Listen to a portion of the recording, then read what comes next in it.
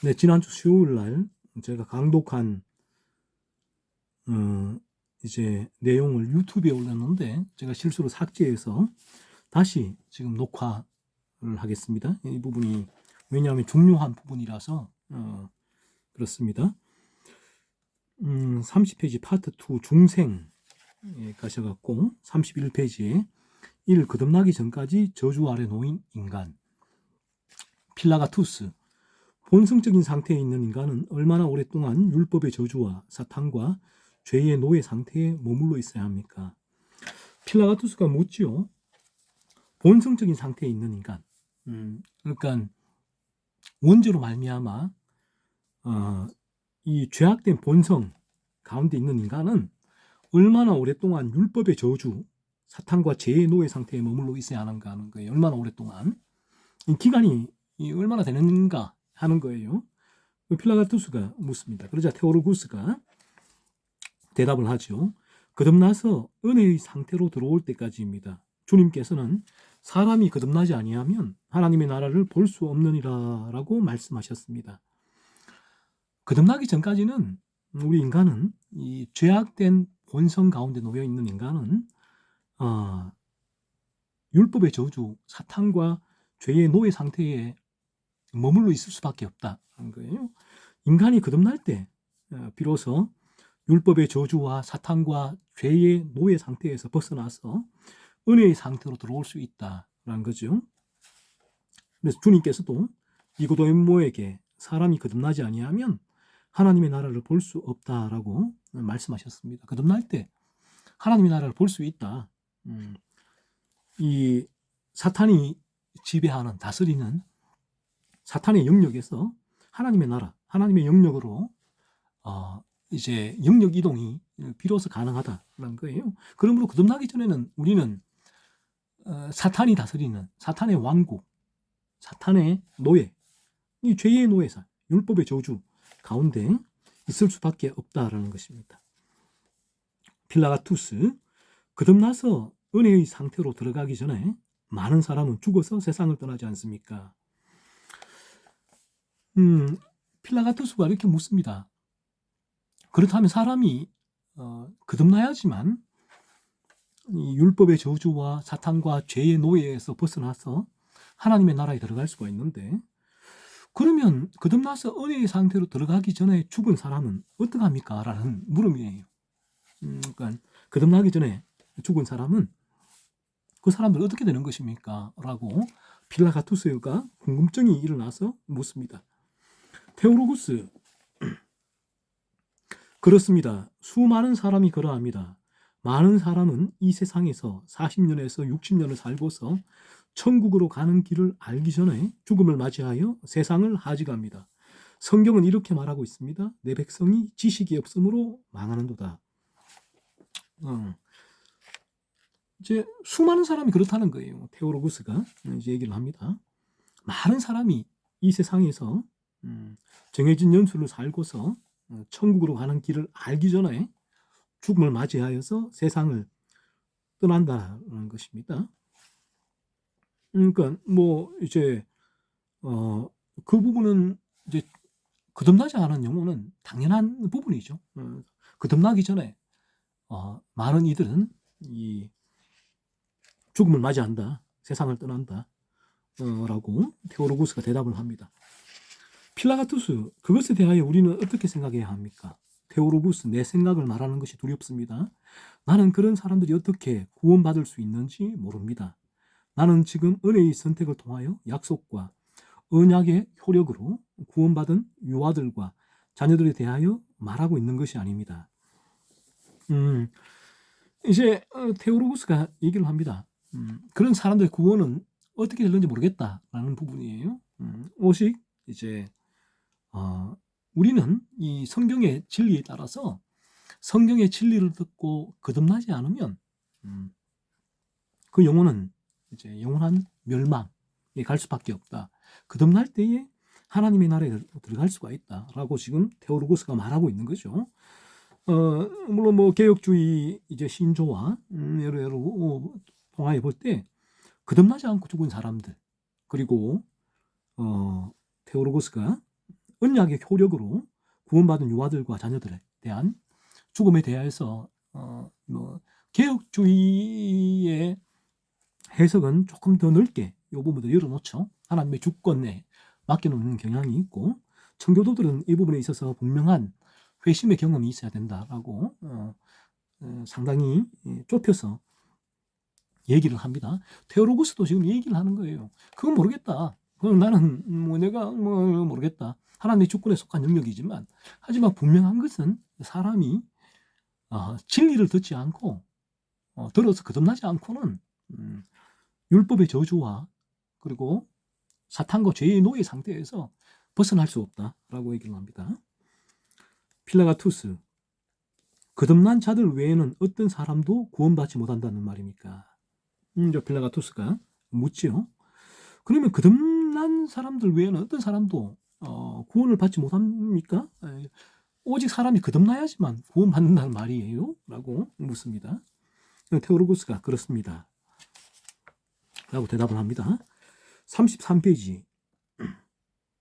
2. 중생해야 받게 되는 구원. 3. 중생의 정의. 필라가투스, 중생, 즉 새로운 출생이 무엇인지 말해 주시겠습니까?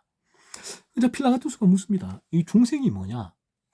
중생은 born again, 다시 태어남, 새로운 출생인데 이것이 무엇인지 좀 말해달라라고 요청을 합니다. 테오로구스, 중생은 타락하고 부패한 상태에 있는 영혼을 새롭게 만드는 것입니다. 로마서 12장 2절에는 너희는 마음을 새롭게 함으로 라고 말하고 있고, 에베소서 4장 23절은 오직 너희의 심령이 새롭게 되어 라고 말하고 있습니다. 중생이 뭐냐 했을 때 테오로구스가, 중생은 타락하고 부패한 상태에 있는 영혼, 즉 원죄죠. 원죄로 말미암아 타락하고 부패한 상태에 있는 영혼을 새롭게 만드는 것이 중생이다라는 것입니다. 그 영혼, 타락하고 부패한 영혼을 새롭게 만드는 것이 중생이다.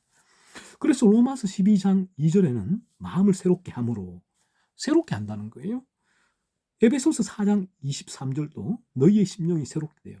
새롭게 된다는 거죠.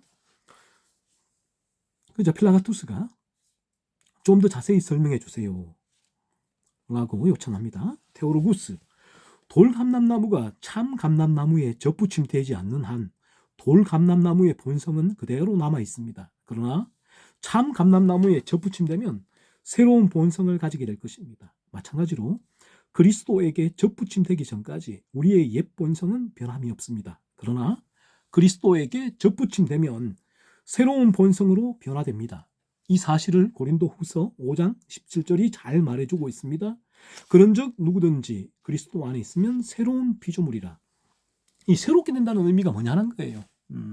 이에 대해 설명해서라고 필라가투스가 요청을 테오로구스가 이렇게 설명을 합니다. 이 돌감람나무가 참 감람나무에 접붙임 되지 않는 한 돌감람나무의 본성은 그대로 남아있다는 거예요. 이 돌감람나무의 가지가 참 감람나무에 접붙임 될 때 돌감람나무는 참 감람나무로 그 본성이 바뀐다는 거예요. 참 감람나무에 접붙임되면 새로운 본성, 돌감람나무가 아니라 참 감람나무의 본성을 가지게 된다라는 것이에요. 이것이 중생이다라는 것입니다. 새롭게 된다라는 의미란 거예요. 그래서 요한복음 15장에 보시면 가지를 포도나무에 접붙임되는 것으로 새로운 출생, 중생, 거듭남을 설명을 합니다. 포도나무이신 그리스도께 가지인 우리, 가지는 쓸모없는 거잖아요. 사람들 발에 밟히어 땔감이 될 수밖에 없는 그 가지를 농부이신 하나님께서 포도나무이신 그리스도에게 접붙임한다고요. 접붙임이 되는 그 순간부터 가지에게는 생명이 생기죠. 포도나무의 생명이 흘러오게 되고, 그래서 포도나무 이 가지는 포도나무에 접붙임되는 그 순간부터 이제 본성이 바뀌어요. 포도나무가 돼. 포도나무. 이제 사람들은 이 가지를 보고 포도나무 가지야라고 하지 않고 전체를 포도나무라고 한단 말이에요. 이 부분을 주님과의 연합이라고 하죠. 그래서 유기체가 되었다고 합니다. 그리스도가 우리에게 이제 머리가 되는 거죠. 우리는 몸이 되고 이것을 유기체다. 그렇습니다. 이렇게 우리는 포도나무에 접붙임될 때에 새로운 본성, 포도나무가 된다. 포도나무의 생명이 흘러오는 포도 열매를 맺는 새로운 본성이 된다. 그런 것입니다. 그래서 그리스도에게 접붙임되기 전까지, 포도나무이신 그리스도에게 접붙임되기 전까지 우리의 옛 본성은 변함이 없다. 그대로 가지, 죄악된 본성 그대로란 말이에요. 죄의 열매를 맺을 수밖에 없는 그 가지의 본성 그대로 있지만, 그리스도에게, 포도나무이신 그리스도에게 접붙임되는 그 순간부터 우리는 그리스도 포도나무가 된단 말이에요. 포도나무 가지가 되죠. 그러니까 전체로는 유기체 포도나무가 되고, 이제 이 가지에는 포도나무에 그리스도의 생명이 흘러와서 포도 열매가 맺히게 됩니다. 이 부분을 누구든지 그리스도 안에 있으면 새로운 피조물이다라고 말하고 있는 거예요. 그리스도 안에 있는 것이 어떤 의미인가 했을 때에 바로 이런 의미라는 거죠. 그리스도와의 연합, 그리스도에게 접붙임된 가지라는 것입니다. 그러자 필라가투스, 당신의 말을 도무지 이해할 수가 없습니다. 이해가 안 된다는 거예요. 이해가 안 된다. 쉽지가 않죠. 이 중생이라는 부분도 영적인 영역에 속해 있기 때문에 이제 이해하기가 쉽지 않죠. 사실은 어떤 면에서 이 성경에는 우리가 이 진리가 내게 경험되어질 때 이 부분이, 이 성경이 사실은 참되게 이해된다라고 이제 말할 수가 있겠죠. 그래서 청교도들은 이 진리의 경험을 대단히 중요하게 여겼습니다. 그래서 우리가 이 성경의 이 진리를 머리로는 이해할 수가, 머리로는 그냥 납득, 수납할 수는 있지만, 하지만 이 부분이 우리의 마음에 깨달아지는 것은 내가 머리로 수납한 이 진리의 지식이 깨달아질 때라는 거예요.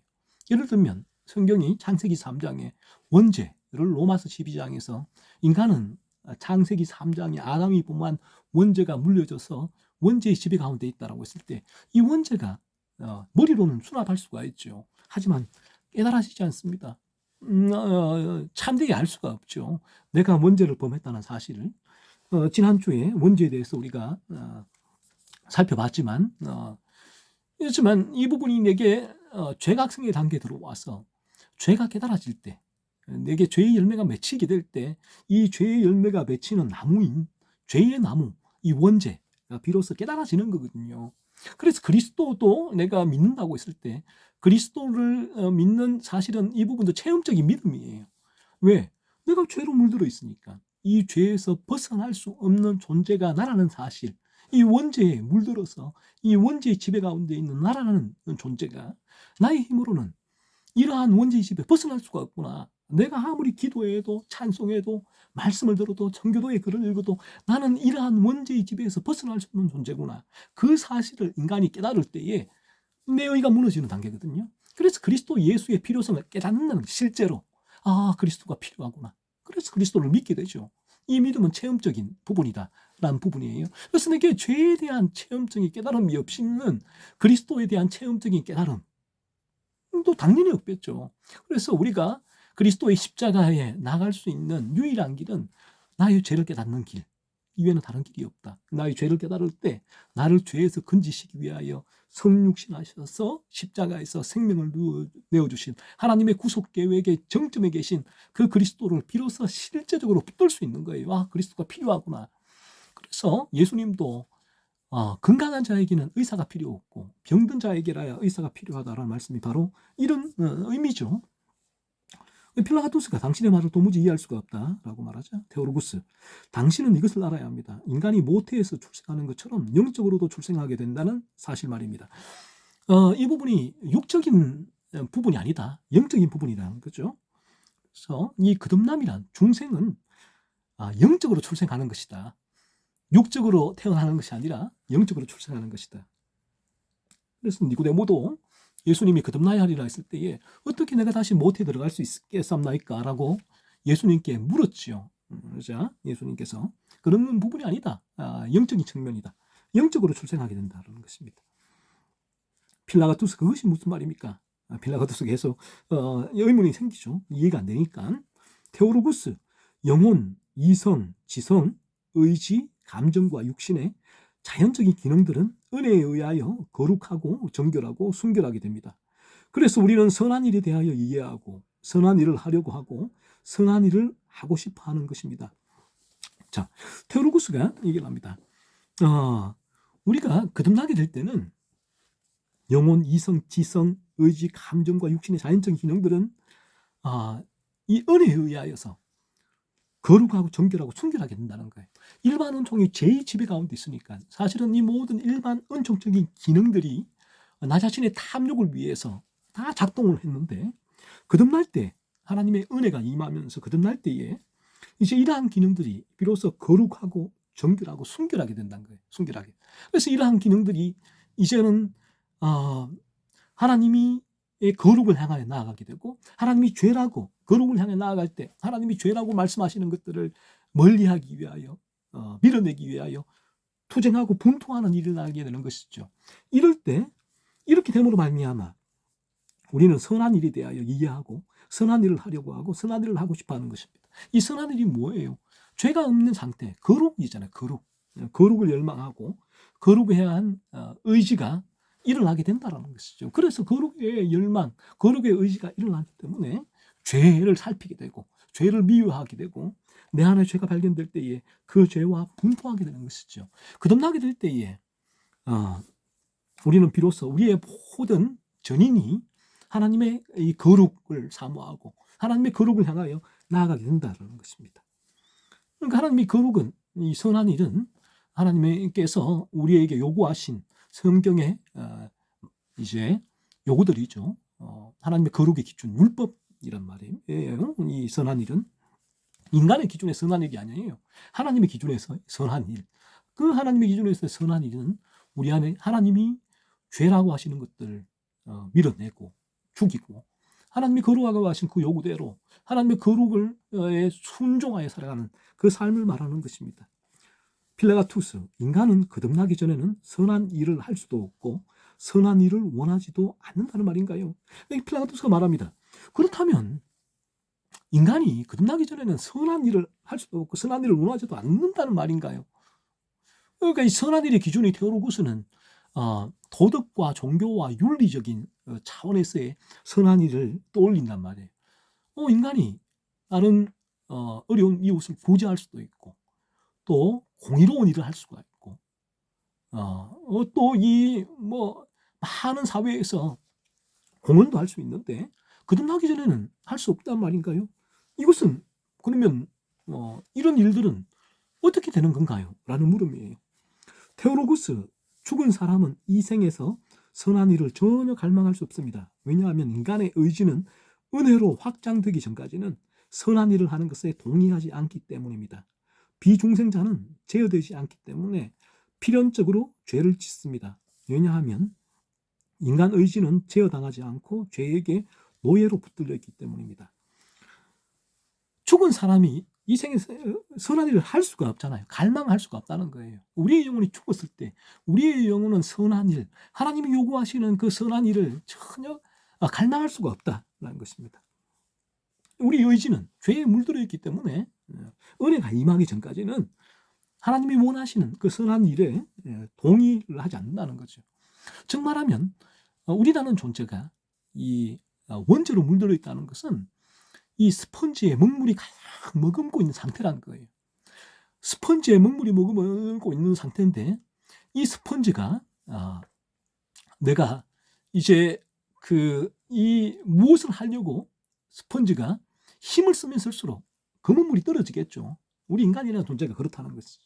이 물로 검은 먹물의 스펀지가 하얀 스펀지로 변하기 전까지는 절대로 스펀지는 검은 물, 누우면 누를수록 검은 물이 나오게 된다는 거죠. 사람이 세상의 기준에서의 선한 일을 하려고 하면 할수록 검은 물밖에 나오지 않는다는 것입니다. 그래서 비중생자는 필연적으로 죄를 짓는다. 왜냐하면 인간의 의지는 제어당하지 않고 죄에게 노예로 붙들려 있기 때문에 죄의 노예이기 때문에 우리 인간은 이런 이 죄를 지을 수밖에 없는 존재다. 선한 일을 할 수가 없다. 그래서 우리가 거듭나기 전에 우리의 방향성은 이 죄를 향한 방향성, 나의 탐욕을 채우기 위한 죄를 추구하는 왼쪽의 방향성, 이 방향성을 향해 나갈 수밖에 없다라는 거예요. 필라가투스, 당신은 마치 인간 안에 새로운 역사가 일어나기 전까지는 인간은 죄 이외에는 다른 어떤 일도 할 수 없는 것처럼 말하는 것 같습니다. 정확하게 본 거죠. 필라가투스가 인간 안에 새로운 초월적인 역사가 일어나기 전까지는 거듭남의 역사죠.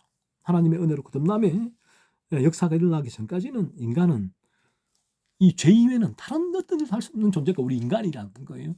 그래서 우리가 죄 각성의 단계에서 이 사실을 깨달아지는 것입니다. 그래서 내 의가 다 무너지는 거죠. 나라는 존재는 죄로 물들어 있어서 내가 어떠한 선한 일을 하려고 마음을 먹는 그 순간도 내가 이 끊임없는 죄가 나에게서 흘러나오는구나. 그러면 형제 우리가 어찌할꼬? 어떻게 이런 죄를 짓지 않는 그런 삶을 살 수 있습니까? 라고 했을 때 죄의 지배에서 벗어날 수 있습니까? 했을 때 주 예수 그리스도를 믿으라라는 거예요. 그리스도로 말미암아 거듭나지 않고는 우리 인간은 죄의 지배 가운데 있어서 끊임없는 죄를 이 열매가 맺힙니다. 죄의 열매가 맺혀요. 그래서 우리가 이 상태를 깨닫는 것이 너무나 중요하다. 하나님의 은혜로 이 부분이 우리에게 경험되어져야 된다. 내가 죄가 깨달아지면서 이 단계는 나를 이 죄의 열매가 맺히는 근원이 원죄구나. 나라는 존재가 머리부터 발끝까지 모세혈관까지 죄로 물들어 있구나. 내가 숨쉬는 이 호흡도 죄의 들숨과 날숨이구나. 이 사실이 깨달아져야 된다. 그런 것입니다. 35페이지의 네 번째, 중생의 속성입니다. 테오로구스, 바로 그것입니다. 인간과 육은 거듭나기 전까지는 하나입니다. 그들은 남편과 아내처럼 함께 살아갑니다. 그들은 모든 악한 가운데 일체가 되어서 살고 죽습니다. 그래서 육이 멸망할 때 그 사람도 함께 멸망하게 됩니다. 육은 죄가 지배하는 상태인데 우리 인간이라는 존재는 이 죄가 지배하는 상태인 육이죠. 하나란 거예요. 거듭나기 전까지는 죄가 지배하는 상태, 우리 인간 자체가 그런 존재라는 것이죠. 남편과 아내처럼 함께 살아간다. 거듭나기 전까지는 남편과 아내가 부부 일신동체 하나잖아요. 끌어주고 밀어주고 마창 고치면서 그렇게 우리 인간이라는 존재는 죄가 지배하는 이 육과 함께 살아간다. 그들은 모든 악한 가운데 일체가 되어서 살고 죽는다. 하나가 되어 있다는 거예요. 이게 나라는 인간이라는 존재가 이 육, 죄가 지배하는 상태, 이 육과 하나가 되어서 살고 죽는다. 그래서 육이 멸망할 때 그 사람도 함께 멸망하게 된다는 것이죠. 우리 육이 죄가 지배하는 이 상태, 이 육이 멸망할 때에 이 사람, 나라는 존재도 함께 멸망하게 된다라는 것입니다. 그래서 죄가 지배하고 있는 그 상태를 육으로 표현하고 있는데, 그래서 우리 육, 죄가 지배하는 그 상태, 우리가 육이 멸망할 때 나라는 전인, 나라는 존재도 함께 멸망하게 된다는 것이죠. 그래서 필라가투스가 중생이 인간 본성을 변화시키는 것입니까? 아니면 인간 본성을 없애버리는 것입니까? 라고 묻습니다. 그렇다면 중생이 인간의 본성, 나라는 존재, 인간의 본성을 변화시키는 것입니까? 아니면 이 인간 본성을 아예 없애버리는 것인가요? 죄악된 이 본성을 변화시키는 것인가요? 아니면 없애버리는 것입니까? 라고 물어요. 테오로구스, 중생은 몸이나 영혼의 본성을 변화시키는 것도 아니고 없애버리는 것도 아닙니다. 부패를 제거해서 몸과 영혼을 고치고 수리하는 것입니다. 그래서 중생이라 뭐라 했을 때 몸이나 영혼의 본성을 변화시키는 것도 아니고 완전히 우리의 본성이 변화되어서 내가 완전히 거룩한 존재가 되는 게 아니라는 거예요. 우리의 부패를 제거해서 몸과 영혼을 고치고 수리하는 것이라는 것입니다. 우리 안에 있는 이 죄악된 본성으로 말미암은 이 부패를 제거해서 몸과 영혼을 고치고 수리하는 것이다. 그렇죠? 필라가투스가 이렇게 묻습니다. 그렇다면 우리의 본성적 부패는 은혜의 권능에 의해서만 제거되고 정결하게 된다는 말인가요?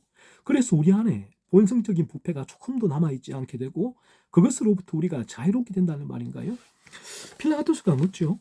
우리의 그렇다면 본성적 부패는 오직 은혜의 권능에 의해서만 제거되고 정결하게 된다는 건가? 라는 것인가요? 하는 물음입니다. 그렇죠. 우리의 본성적 부패는 오직 은혜의 권능이에요. 하나님의 은혜, 십자가의 능력으로 말미암은 거듭남으로 말미암았으면 제거되고 정결되죠. 하게 되는 것입니다. 하지만 우리 안에 이 본성적인 부패가 조금도 남아있지 않게 되고 그것으로부터 우리가 자유롭게 된다는 것인가? 라고 필라토스는 묻습니까? 그러면 우리는 완전하게 거룩하게 된다는 말인가요? 그 물음이에요. 테오로구스, 그렇지는 않습니다. 우리가 죽는 순간까지 옛 본성의 찌꺼기가 우리 안에 존재하고 있습니다. 성경은 이것을 옛 사람이라고 말합니다. 이 사실을 로마서 7장 10절 이하에서 잘 설명해 주고 있습니다. 테오로스가 그렇지 않다라는 거예요. 우리가 거듭나더라도 완전히 거룩한 존재가 되는 것이 아니다라는 것입니다. 우리가 죽는 순간까지 옛 본성의 찌꺼기가 우리 안에 존재하고 있다는 것이에요. 그러니까 죄악된 옛 본성이 남아 있다는 것이죠. 이 부분을 테오로구스는 옛 본성의 찌꺼기로 설명을 했습니다. 그래서 테오로구스가 앞에서 부패를 제거해서 몸과 영혼을 고치는 것이다 라는 또 그런 의미예요. 이런 의미로 부패를 제거해서 몸과 영혼을 고치는데 완전히 우리의 이 죄악된 본성이 거룩하게 변화되는 것은 아니다. 거듭남은. 그래서 성경은 이것을 옛사람이라고 말하고 있는데 여전히 우리 안에는 옛사람의 옛 본성의 찌꺼기가 우리 안에 존재하고 있다라는 거예요. 거듭났지만 존재하고 있다는 것입니다. 필라토스, 그렇다면 당신은 은혜와 중생의 새로운 사역과 이로 인하여 거듭난 새 사람이 이 세계에서는 완전하지 않다고 말하는 것인가요? 거듭난 사람은 그러면 완전하지 않습니까? 라는 물음이에요. 좀 완전하지 않는가? 거예요. 이 땅에서는, 이 생에서는 완전히 거룩해지는 게 아닌가요? 라고 묻습니다. 테오로구스, 그렇습니다. 새로운 피조물이나 새롭게 하는 은혜의 사역은 이 생에서 결코 온전하게 이루어지지 않지만 항상 이루어지고는 있습니다. 이 생에서 우리의 믿음과 지식이 불완전한 것처럼 우리의 중생과 성화도 불완전합니다. 자, 이 부분이 중요한 부분인데 잘 보세요. 이 거듭남으로 말미암아 인간은 이제 새로운 피조물이 됩니다. 이 새로운 피조물이 됐다라는 그 의미는 거룩의 기질이 생겼다는 거예요. 거룩한 방향성이 생겼다는 거예요. 우리는 완전하게 거룩한 상태가 되지는 않았지만 이제는 거듭남으로 말미암아 죄가 전혀 없는 온전히 거룩한 상태가 된 건 아니지만 새로운 피조물이라는 것은 이 새로운 방향성, 거룩의 방향성, 거룩의 기질이 생겨났다는 거예요. 그래서 그 순간부터 우리에게 새로운 본성이죠. 우리에게 새로운 본성이 들어왔기 때문에 이제 이 새로운 본성은 거룩을 소망하게 만들어요. 온전한 거룩을 열망하게 만드는 것입니다. 그래서 이 사람은 그때부터 이 거룩을 향하여 거룩을 열망하게 되고 거룩을 이루고자 하는 그 의지가 일어나게 되죠. 이게 이제 새로운 피조물의 새로운 본성에 일어나는 영향, 변화입니다. 이 부분이 테오로구스는 결코 온전하게 이루어지지 않지만 항상 이루어지고 있다고 얘기를 합니다. 그래서 결코 온전하게 완전히 거룩하게 되지는 않았지만 항상 이 부분을 거룩을 향하여 거룩의 기질이 일어났기에 거룩의 방향을 향하여 바라보고 사모하고 열망하고 그 길을 걸어가고 있다라는 거죠. 그래서 이제 우리가 이 생에서 우리의 믿음과 지식이 불완전하다는 거예요. 우리의 믿음과 지식은 이 땅에서는 불완전하다. 우리의 중생과 성화도 불완전하다라는 것이에요. 그래서 우리의 믿음과 지식과 중생과 성화가 온전해지는 곳이 바로 저 천국이죠. 그래서 장차 이 땅에서 불완전하지만 거룩의 기질과 방향성이 생겨났지만 불완전함으로 말미암아 우리 안에 옛 찌꺼기에 옛 본성의 찌꺼기가 남아 있었어. 끊임없는 죄의 유혹에 노출되고 있는 것이 그래서 죄와 분투하며 살아가고 이 땅 가운데 죄로 인한 애통, 할 수밖에 없는 존재가 거듭난 사람, 새로운 피조물이다 그런 것입니다. 필라가투스, 하지만 당신은 좀 전에 중생이나 새로운 출생은 전인에 속한 것이고 새롭게 하는 은혜의 사역은 전적이고 완전하다고 말하지 않았나요? 그래서 좀 전에 필라가투스가 듣기로는 중생이나 새로운 출생은 전인이다. 전인. 우리의 전인에 속한, 그러니까 일부분이 아니라 우리 전인에 속한 것이고 새롭게 하는 은혜의 사역은 전적이고 완전하게 이루어진다고 말하지 않았는가 하는 거예요. 37페이지 중생 후에도 남아있는 죄. 테오로구스, 당신이 오해한 것입니다. 새로운 출생이 포괄적이고 전인에 속한 것이라고 할지라도 그것은 부패의 요소가 다 사라져 버리는 아무런 흠이 없는 온전한 것은 아닙니다. 갈라디아서 5장 17절에는 육체의 소욕은 성령을 거스르고 성령은 육체를 거스르니라고 말하고 있습니다. 또한 사도는 데살로니가 성도들의 온 영과 혼과 몸을 거룩하게 해달라고 기도하였습니다. 오해했다는 거예요. 오해했다. 테오로구스는 그런 의미로 말한 것이 아닌 것입니다. 중생이나 새로운 출생이 전인에 속한 것이 맞아요. 하지만 새롭게 하는 은혜의 사역은 전적이고 완전하다는 그 의미는 어떤 의미인가 하면 부패의 요소가 다 사라져버리는 아무런 흠이 없는 온전한 것은 아니다. 그런 의미는 아니에요. 우리에게 거룩의 기질과 방향성이 일어났기 때문에 이제 우리의 전인은 우리에게 새로운 본성이 일어나서 우리는 이제 늘 방향성은 거룩을 향하여 맞춰져 있는 거예요. 이 거룩의 기질이 일어나서 이 거룩을 향하여 우리의 전인은 나아갈 수밖에 없다. 이 좁은 길을 걷기 시작한 거예요. 이제 좁은 길을 걷기 시작했지만 이 생에서 옛 본성의 찌꺼기는 남아있기 때문에 여전히 죄의 유혹이 있다는 것이죠. 그래서 로이 존스 목사님은 우리가 거듭났을 때에 우리가 이 좁은 길을 걷는다라고 얘기를 합니다. 좁은 길을 걷는다는 의미가 우리는 이 새로운 출생은 포괄적이고 전인에 속한 것이다. 우리의 이 방향성이 바뀌었다. 새로운 본성으로 말미암아. 예전에는 넓은 길을 갔지만 이제는 좁은 길로 들어와 버렸다는 거예요. 이제는 우리가 걷는 길은 좁은 길. 우리 전인에 속한 것이죠. 이런 차원에서 전인에 속한 것이고 이 중생의 사역은 전적이고 완전한 것입니다. 이 좁은 길을 가게 되는 것이니까 이제는 넓은 길로 갈 수가 없습니다.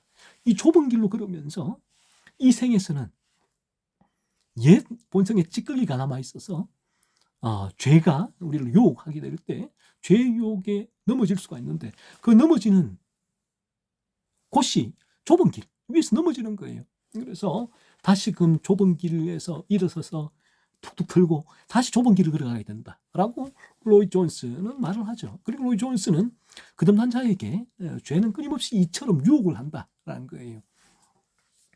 그래서 마지막 천국문까지 죄는 거듭난 사람을 쫓아올 것이다 라고 얘기를 합니다. 그래서 갈라디아서 5장 17절에는 육체의 소욕은 성령을 거스르고 성령은 육체를 거스르니라고 말하고 있는 거예요. 그래서 거듭난 성도에게도 이처럼 이 죄의 유혹이 이와 같이 작동을 한다. 끊임없는 죄가 유혹을 하게 되고 거듭난 사람은 이제는 거룩의 기질이 생겨나서 거룩의 방향성을 바라보고 있기 때문에 이제 그는 이 죄를 미워하게 되고 포도나무이신 그리스도께서 주시는 그 생명을 공급받아서 이 죄와 분투할 수 있는 거죠. 분투하고 죄를 밀어내는 그래서 거룩한 삶을 살아가게 되는 것이다. 하지만 여전히 이 부패가 완전히 제거된 완전한 상태가 아니다. 그 완전히 부패가 제거된 거룩한 상태는 장차 저 천국에서 우리에게 이루어질 것입니다. 그래서 거듭난 이들은 이 땅과 이 생에서 옛 본성의 찌꺼기로 말미암아 너무나 고통스러워 너무나 그 죄로 말미암은 애통이 있기에 저 영원한 천국을 바라보고 사모하는 것이죠. 필라가투스, 이 말은 이해하기가 매우 어렵습니다. 좀 더 쉽게 설명해 주세요. 어렵죠? 좀 더 쉽게 설명해 달라고 얘기를 합니다. 테오로구스, 당신은 이것을 주목해야 합니다. 새롭게 하는 사역과 옛 사람, 육체, 그리고 영, 은혜와 부패는 영혼과 육체의 모든 기능 안에 너무 깊이 혼재되어 있습니다. 마치 이것이 저것을 거부하지 못하듯이 말합니다. 그래서 지금 테오로구스가 이 부분을 설명을 합니다. 왜 거듭나더라도 이 죄가 이제 거듭난 사람을 이제 유혹을 하는가? 거듭난 사람이 왜 죄의 이 유혹에 넘어지는가 하는 거예요. 그 이유가 이 새롭게 하는 사역, 새롭게 된 본성과 옛사람, 육체란 말이에요. 새롭게 한 본성과 새 사람과 옛 사람, 그리고 영과 이제 은혜죠. 은혜와 부패가 우리 영혼과 육체의 모든 기능 안에 너무 깊이 혼재되어 있기 때문이다. 혼재되어 있다는 것이죠. 그래서 우리의 새로운 본성 안에 이 옛 본성의 찌꺼기가 혼재되어 있다는 것입니다. 깊이 혼재되어 있다. 그래서 마치 이것이 저것을 거부하지 못하듯이 말이죠. 하지만 혼재되어 있지만 그는 거듭났기 때문에 새로운 기질과 거룩의 기질과 거룩의 방향성을 바라보며 그 거룩한 삶을 걸어가게 돼요.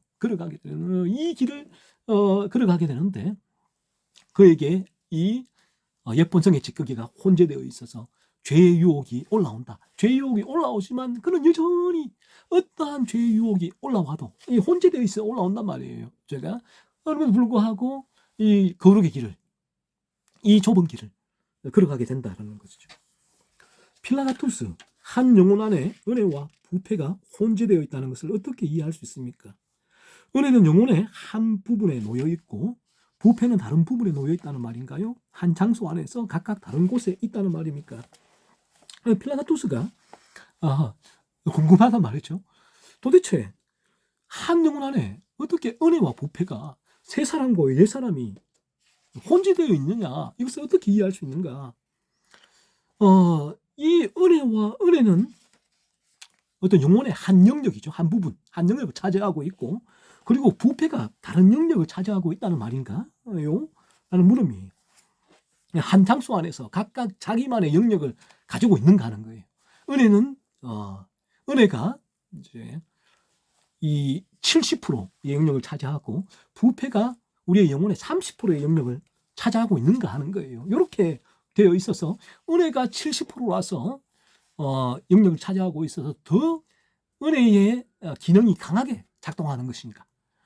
아니면 부패가 30% 영역을 차지하고 있기 때문에 이 부패가 이 30%의 그러한 자기의 기능, 인간에게 이 죄를 이제 짓게 하는 그런 이제 동력으로 작동하는가 하는 거예요. 테오로구스, 내가 말한 것은 그런 뜻이 아닙니다.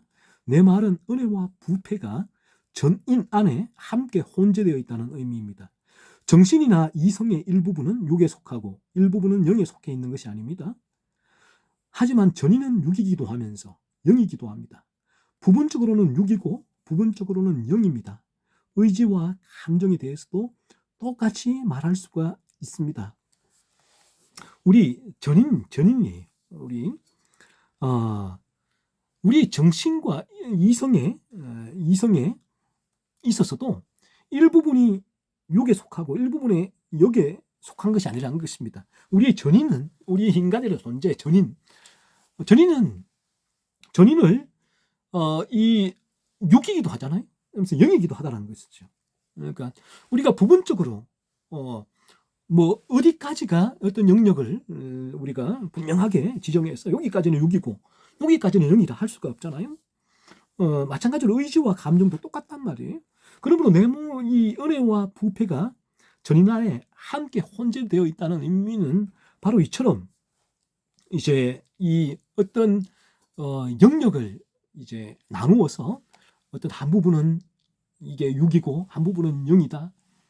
또 이 부분은 은혜고 이 부분은 부패다. 그런 영역으로 나눌 수가 없다. 이 부분은 혼재되어 있다. 라는 부분이 혼재되어 있다. 그래서 필라가투스가 좀 더 쉽게 설명해 달라고 얘기를 합니다. 테오로구스가 이렇게 설명을 합니다. 새벽 여명이 비치는 대기는 완전히 밝지도 않고 완전히 어둡지도 않습니다. 그러나 전체 대기는 부분적으로는 밝고 부분적으로는 어둡습니다. 한 거예요. 미지근한 물은 뜨겁지도 않고 차갑지도 않습니다. 그러나 열과 차가움은 물의 모든 부분에 혼재되어 있습니다. 이처럼 영과 육은 인간의 영혼 안에 혼재되어 있습니다. 바로 이것이 영과 육이 서로 다투는 이유입니다. 자, 새벽에 여명이 비치는 대기예요. 대기를 보면 이게 완전히 밝지도 않고 완전히 어둡지도 않아요. 새벽이 서서 열리고 있잖아요. 그러나 전체 대기는 부분적으로는 밝고 부분적으로는 어두워요. 그러나 이 부분을 어느 부분이 밝다, 어둡다라고 딱 어떤 영역을 구분해낼 수 없다. 이 새벽 여명에 이 비치는 부분에는 이 밝음과 어두움이 혼재되어 있다라는 거예요. 이 부분이. 그래서 이 부분을 이 밝음과 어두움을 이제 어떤 장소의 개념으로 이제 분리할 수는 없다. 혼재되어 있다라는 거예요. 미지근한 물도 마찬가지다. 미지근한 물은 뜨겁지도 않고 차갑지도 않다는 거예요. 그러나 이 열과 차가움은 물의 모든 부분에 혼재되어 있다는 거죠. 그렇죠? 미지근한 물에 이제 열과 이제 차가움이 혼재되어 있잖아요. 마찬가지라는 것입니다. 이처럼 영과 육, 우리의 새 사람과 옛 사람은 인간의 영혼 안에 혼재되어 있다라는 것이죠. 그래서 바로 이것이 영과 육이 서로 다투는 이유다라는 것입니다. 혼재되어 있어서 어느 부분의 영역은 영의 영역이고 어떤 부분은 성령이 지배하는 영의 영역이고 어떤 부분은 죄가 지배하는 육의 영역이다라고 나눌 수가 없다. 이 둘이 혼재되어 있어서 영과 육이 서로 다투게 되는데, 하지만 분명한 사실은 우리가 거듭나게 될 때 우리는 분명한 이 영과 육이 혼재되어 다투지만 우리의 방향성은 영의 방향성이라는 거죠. 이런 의미에서 이 거듭난 존재는 새로운 피조물이다. 새로운 본성의 방향성이 끌어간다. 그 기질이 끌어간다라는 거예요. 그런 속에서 옛 본성의 찌꺼기가 혼재되어 있어서 끊임없이 죄의 유혹을 그에게 준다. 그래서 그는 이 죄가 유혹이 올라올 때에 이 거룩의 기질, 이 거룩의 방향성을 이 길을 걸어가면서 자신에게 올라오는 그 죄를 찾아내게 되고 그 죄에 대하여 죄를 미워하게 되고, 그래서 이 거룩의 기질이 이 새로운 본성이 이제 그리스도 예수께서 주시는 생명의 능력을 공급받아서 이제 이 죄와 분포하고 죄를 밀어내게 하는 거죠. 이전에 거듭나기 전에는 자연인일 때는 오직 이 육이 지배를 해요. 육이, 죄의 본성이 그를 지배하고 있기 때문에 그가 이제 지향하는 방향성은 거룩의 기질, 거룩의 방향성이 아니라 죄의 기질, 죄의 방향성을 향해 나가는 거예요. 이 방향으로만 나가는 것이죠. 그래서 죄의 노예로서 끊임없는 자신 안에 죄가 지배하는 죄의 열매를 맺는 삶을 살 수밖에 없는 존재다라는 것입니다. 이런 존재가 어느 날 거듭나게 될 때 이 새로운 본성이 이제 임하게 되고, 이 새로운 본성이 이제 이 전인이죠. 이 사람을 끌어가게 돼요. 새로운 본성이 새로운 기질, 새로운 방향성을 허락해 주는 거예요.